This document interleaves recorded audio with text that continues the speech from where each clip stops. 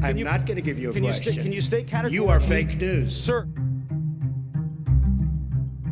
We're entering an era in which our enemies can make it look like anyone is saying anything at any point in time.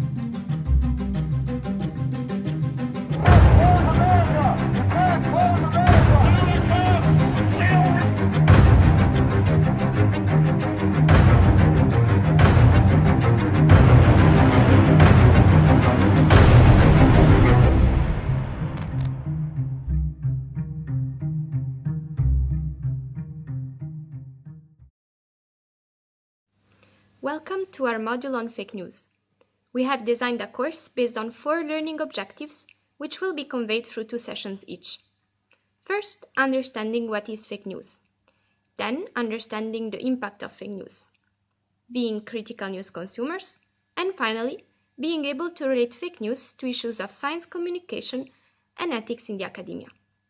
My name is Chiara, and I will guide you through sessions 1 and 2 on understanding fake news. In sessions 3 and 4, Mohammad will address the impact of fake news. In sessions 5 and 6, Monica will focus on how to be critical news consumers. And finally, in sessions 7 and 8, Ari will relate fake news to issues in the academia. In the first session about defining fake news, the first hour will be an interactive lecture. Students will be presented with a case study on the use of the term fake news in Trump's presidential campaign. In his tweets, Trump said that news that were negative about him were fake news. In this case, the term fake news does not really seem to be used in the right way. But this becomes more complicated because some studies do show that Trump received maybe even too much negative media coverage. So where is the truth here? Students will learn that it is difficult to tell what real and fake news are. Another problem is the fact that there are many different motivations behind fake news.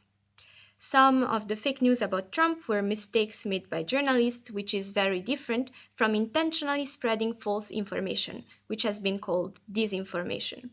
At this point, students will be introduced to different categories of fake news, such as clickbait, propaganda, sloppy journalism, hate news, and so on. The second hour will be a workshop about recognizing these different types of fake news online. Students will divide into small groups and find news articles or blog posts that seem to fit these different categories of fake news. The aim is to familiarize students with the different motivations that exist behind the writing of news articles. In the second session, about the production of fake news, students will be introduced to 2 different issues. First, how fake news spreads, and second, who makes up fake news.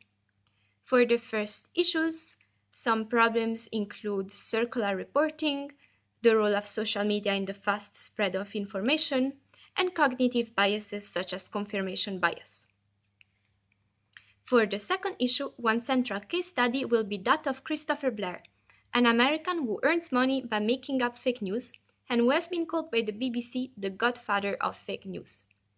Blair doesn't see what he does as wrong, because he says that by making up fake news, he can track down online hate groups. The second hour will be a debate. Students will have to divide in 2 groups according to whether they consider Christopher Blair a hero or a villain. Is the spread of fake news justified if it is to track down online hate groups? The aim of this debate is to show students that fake news is not a black and white issue, but requires complex judgments. Hello, my name is Mohammad Kenfash, and my sessions, which will run through the 3rd and 4th week of the course, will be addressing the impact of fake news. We will also be slightly touching on the weaponization of information or disinformation, and the overall aim of these 2 weeks is to provide students with a basic understanding of the extent of the problem. During the first week, for example, students will be engaged to see the extent of their understanding or awareness of the problem. Then it will be explained that notwithstanding the importance of the subject, that we still do not have a sufficient assessment of the impact of fake news on our daily lives. And for that, we'll be using 3 case studies, one on financial markets, one on health, and one on politics. Then we will slightly or briefly address the 3 efforts that are being done by governments, NGOs, or big companies, be it technology, education, or regulation, to put an end to or to limit the impact of fake news. During the fourth week, we will be addressing the problem of disinformation, and this will be done based on the information provided by Kiara in the first and second week. To understand the extent of this information and its use, we will be using two examples. One is the Russian efforts to use disinformation in the EU and the US. Second, we will also be using a case study from the British involvement in the Syrian conflict. This will wrap up our case studies, and for the second half of the fourth week, it will be an interactive session where students will be asked to reflect on their own experiences and to think if they've ever been a victim of fake news, what impact it had on them. Then we will ask students to break into smaller groups, discuss that, and maybe then provide a small presentation about that. For the fifth session, we aim to have a lecture on the skills and tools to use to help students identify, unpack, and most importantly, select accurate information across all platforms. This would include teaching processes such as purposeful reflective judgment, which simply means having the ability to use reasoned consideration for the evidence, context, and the methods presented, and being able to analyze and review before deciding what to believe or what to do with the information. Teaching deeper online searches, filters, use of e-libraries, etc. can also be a helpful addition to this course, since most people, students included, only superficially Google for information. A step further is to teach participants how to recognize reputable, non-biased websites and peer-reviewed articles for them to use and to cite. It would also be a key aspect in this session to explain the critical thinking framework. The participants of the course should learn the importance of being inquisitive with the reported information while maintaining flexibility in considering alternative opinions. They should learn how to be open-minded regarding opposing views, and also learn how to honestly face one's own biases and have a willingness to reconsider and revise views. The skills we mentioned have become very relevant in this age of fake news. After equipping the participants and helping them develop a healthy skepticism towards all the information they consume, the next session will be a practical, to apply the skills. The activities will include a search on the web for a specific scientific article, and we propose a guided discussion to analyze the narrative in the article for its strengths, its weaknesses, the choice of language, as well as the omissions and failings of the content.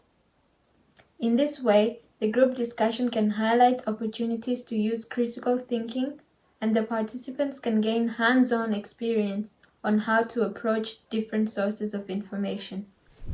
Eventually, we want to focus on academic skills and modern technologies which minimize the spread of fake news and enhance the distribution of trustworthy information. The keyword for session 7 is therefore science communication. As you could observe during the COVID-19 pandemic, the process of science is not always suitable for public debates. This is because science follows the principle of falsification. According to this, on the one hand, scientific knowledge is based on a standardized, objective, and normalized process. Findings can be replicated by technically everyone who has the required resources, and findings can be openly and controversially discussed within specialized communities. This allows the system to improve and correct itself continuously. On the other hand, knowledge acquired a while ago might be already outdated or disproven today. As a recent example, first scientists said that surgical masks do not protect one from the COVID-19 virus. Later, however, they stated the opposite. From an outside perspective, this changing of knowledge might seem irritating, especially when there is no universal channel for scientific communication. To minimize this gap, effective science communication must be learned. Therefore, as a part of this course, we want to provide guidelines which prepare upcoming researchers and scientists to effectively communicate with their audience, the media, and society, as well as teaches them how to be creative and compliant when doing so. As an exercise until the next session, students need to write a press release about a controversial scientific topic. Finally, in session 8, we want to draw attention to the new technologies which deal with automatically detecting misinformation online and the ethical issues that arise through that. The internet as we know it today processes and creates unimaginable masses of data every second. On YouTube alone, over 500 hours of new content is uploaded every minute. To make this amount of data more conceivable to the single person, information is highly personalized, leading to filter bubbles and mutual reinforcement of opinions. There are many different detection systems out there. We, however, want to go more into detail on the CSI model, which integrates the 3 most informative characteristics of fake news. These are the text of an article, the response it triggers, and the source of it. However, no matter how efficient a detection system might be, it can only detect fake news when they are already in distribution. How to stop misinformation before they are created or produced remains questionable and to be discussed in this course. New technologies also bring new challenges. Just recently, Facebook announced to found an independent oversight board for controversial decisions after being accused of manipulating the US presidential elections of 2016. From an ethical perspective, this is indeed a difficult challenge. How much power should a machine have when deleting contents? According to which standards should it decide what is allowed and what is not? What, for example, is considered as satire and what not? To become more aware of this problem, students are asked in a final group exercise to evaluate the controversial press releases which they have prepared from the last time from the perspective of an ethical board.